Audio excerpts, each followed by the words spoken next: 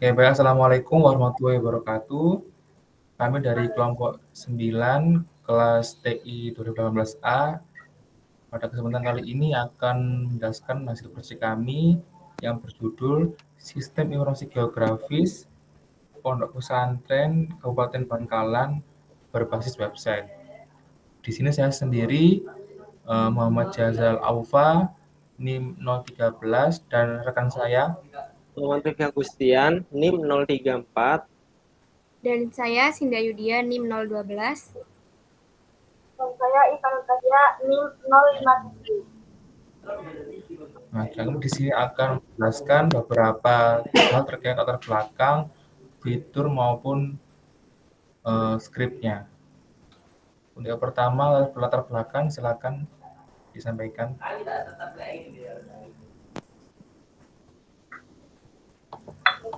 Kota Bangkalan yang terletak di Pulau Madura terkenal sekali dengan banyak terdapat pondok pesantren.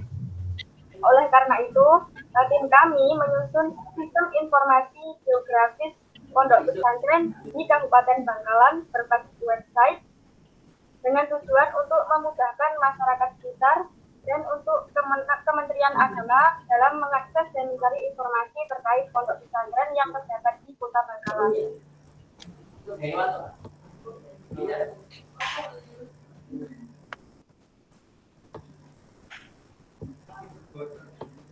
Kemudian untuk fiturnya, silakan. Nah, untuk fitur sendiri ini terdiri dari 6 fitur. Yang pertama yaitu login. Dengan login, admin bisa mengelola data pondok pesantren. Lalu untuk fitur kedua, adminnya bisa untuk meng-create atau tambahkan data baru. Lalu untuk yang ketiga, read atau adminnya itu bisa melihat detail data. Lalu untuk yang keempat, update. Admin itu bisa melakukan perubahan terhadap data yang telah diinput. Lalu untuk yang kelima, delete. Admin sendiri bisa menghapus data yang telah diinput. Lalu untuk yang keenam, menampilkan persebaran pondok pesantren di Kota Bangkalan yang telah dikategorikan sesuai kategori masing-masing pondok pesantren. Adapun kategorinya ada 3, yaitu kombinasi, salafiyah, dan modern.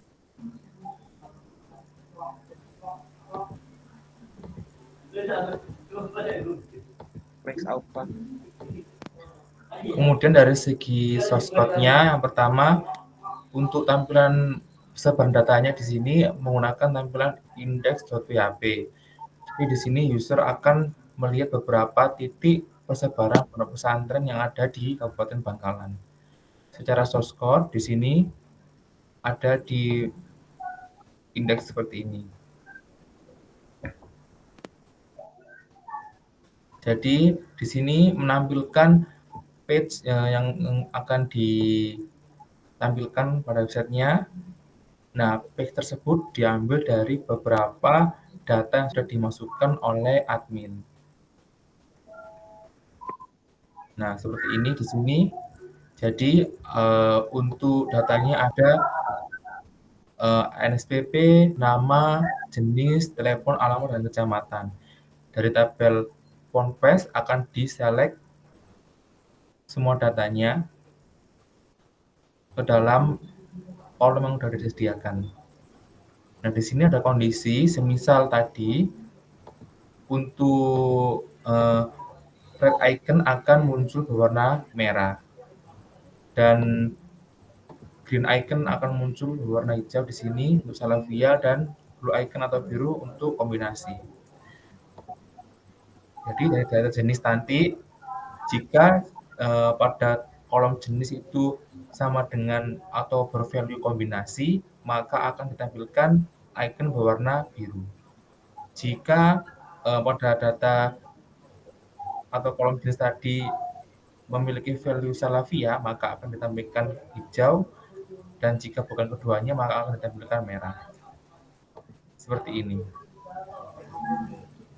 Kemudian untuk itu kita untuk opsinya, jadi di sini kan bisa ngefilter Salafia, modern maupun kombinasi. Nah, di situ kami membuat layer group dari masing-masing jenis pondok pesantren tadi dan diidentifikasikan berupa icon yang berukuran 38x38 yang ada di folder aset.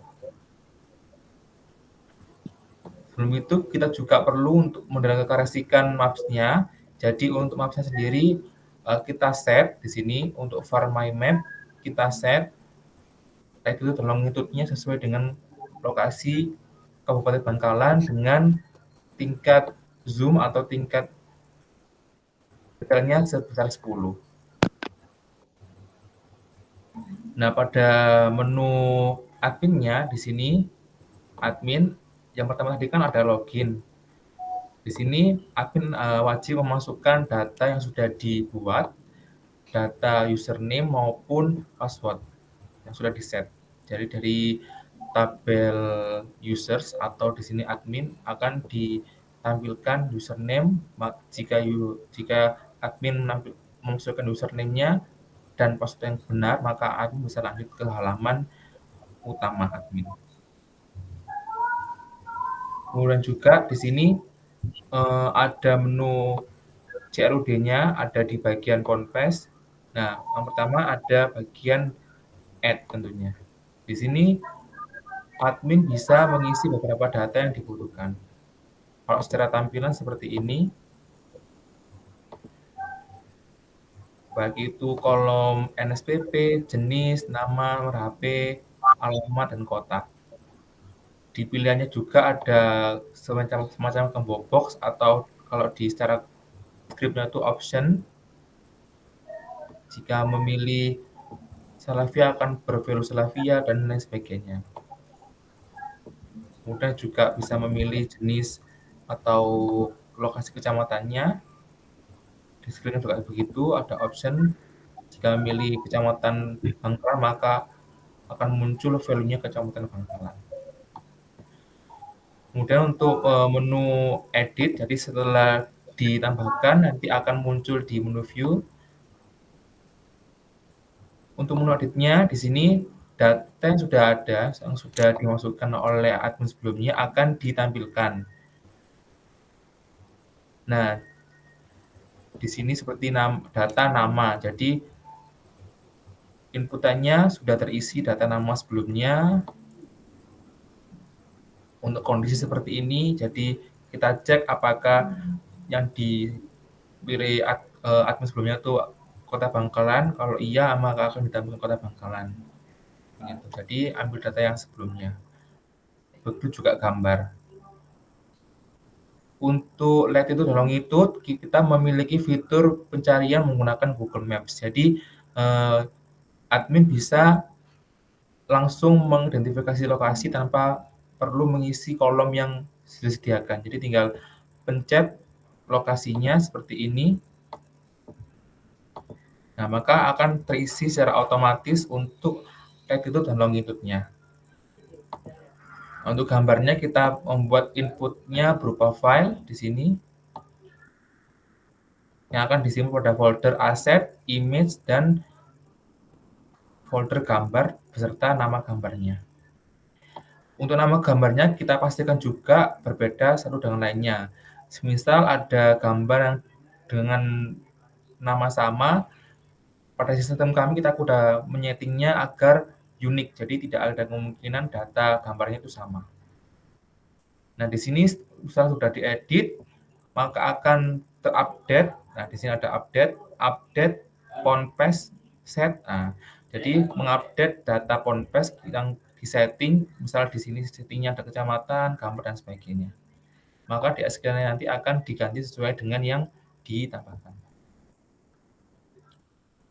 Di view juga begitu, data akan ditambahkan sesuai dengan masukan yang sudah dimasukkan sebelumnya dengan ID-nya atau nomornya berupa data increment. Jadi tidak ada kemungkinan data akan sama dengan data yang sudah dimasukkan sebelumnya. Jika ingin mendelete di sini, maka akan mendelete form ponpes atau kolom ponpesnya yang dimana kita ambil datanya berupa ID data tersebut atau NSPP. Kalau logout ya seperti ini, seperti pada umumnya. Oke, kita lanjut pada implementasi.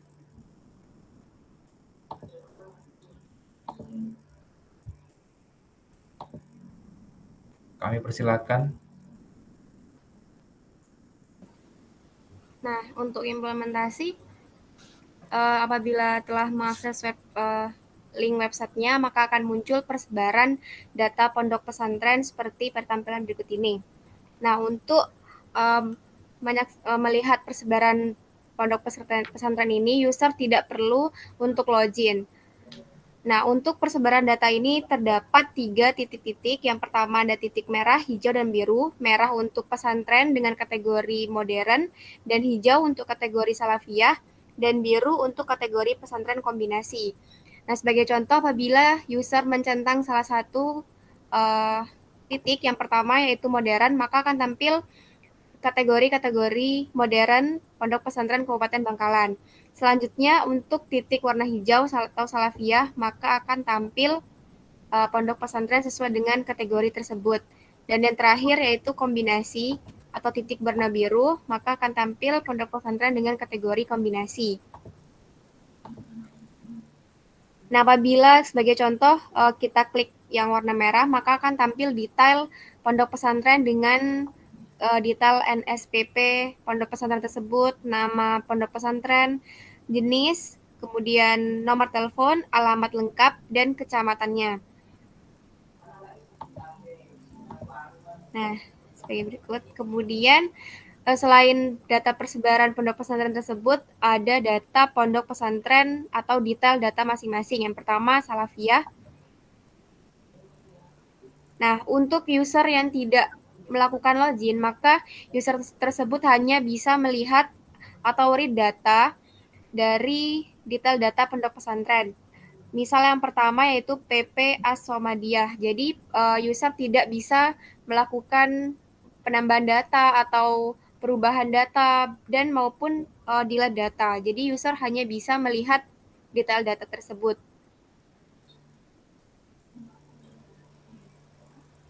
Nah, untuk selanjutnya ada About Us. Ini tentang sejarah pondok pesantren dan lain sebagainya. Nah, apabila user melakukan login atau admin, nah dengan menginputkan username admin dan password admin sesuai dengan data di database, kemudian melakukan login, maka akan tampil seperti berikut ini. Yang pertama, dashboard sama dengan tampilan pertama kali ketika mengklik website. Seperti tadi.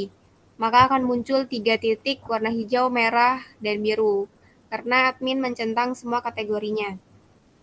Nah, untuk halaman utama, itu sama kayak tadi. Nah, selanjutnya setelah halaman utama, ada data pondok pesantren. Nah, yang membedakan antara user yang melakukan login atau tidak login yaitu sebagai berikut. Nah, user atau admin yang melakukan login, maka dia akan bisa menambahkan data. Sebagai contoh, PP Sayhona Holil Bangkalan. Nah, sebelumnya ini data ini sudah ada di data pondok pesantren. Jadi, untuk mengasih ini, sepertinya kita tidak menyimpan. Kita tambahkan.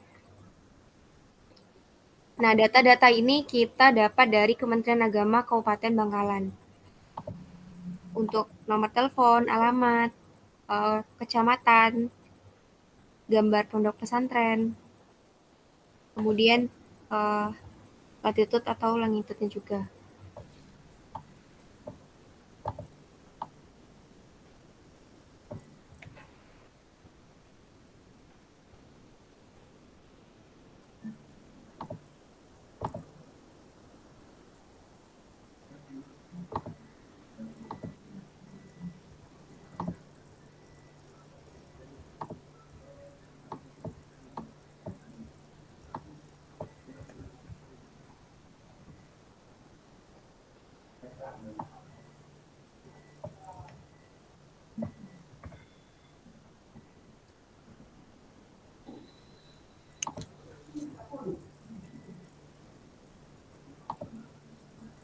Kemudian untuk fitur selanjutnya yang bisa dilakukan admin yaitu update data atau melakukan perubahan pada data tertentu. Jadi permisalan di PP Sayona Muhammad Holil yang tadi kita telah tambahkan, kita bisa melakukan perubahan terhadap jenis, nama pondok pesantren, alamat, dan lain sebagainya. Untuk foto juga bisa dilakukan perubahan.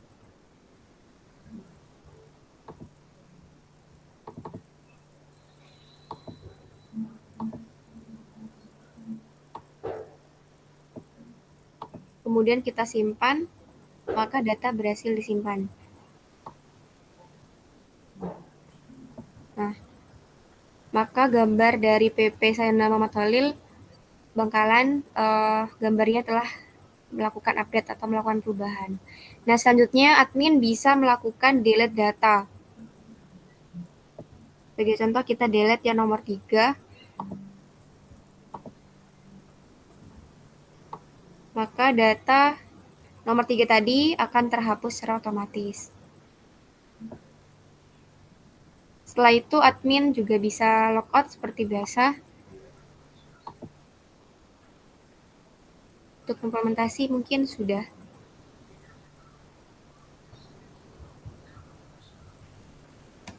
Baik, mungkin sekian dari kelompok kami. Apabila ada salah kata, kami mohon maaf sebesar-besarnya. Akhir kata, wassalamualaikum warahmatullahi wabarakatuh. Waalaikumsalam.